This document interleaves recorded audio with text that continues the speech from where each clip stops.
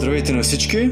Аз съм Живко от Prim 41 и днес ще демонстрираме нашия онлайн четец, който има възможност да чете шофьорски книжки и малки еталон.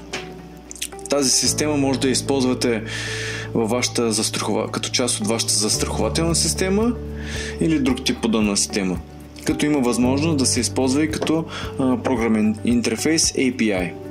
Нека да преминем към демонстрацията. Сега първо ще направим снимка на шофьорска книжка.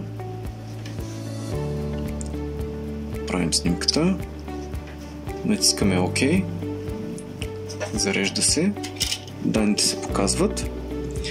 И сега ще попълним нашата демонстрационна форма, която показва всички полета, които могат да бъдат взети от шофьорската книжка.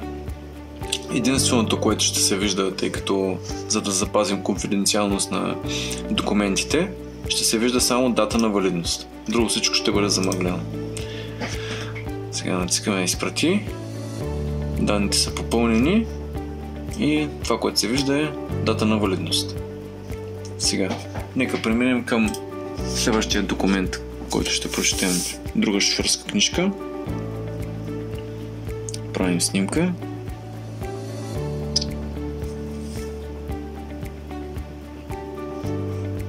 Данните се прочитат и пак по същия начин, като изпратим, данните са изпратени към нашата форма и това, което се вижда, е датата на валидност.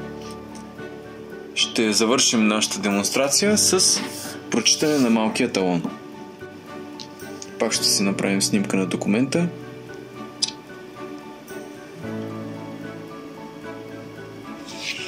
Така, данните са прочетени и изпращаме отново.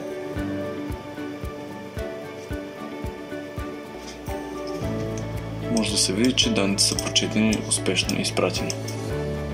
Така, с това нашата демонстрация приключи и ако искате да се свържете с нас, може да ни потърсите долу в линка в описанието. Благодаря!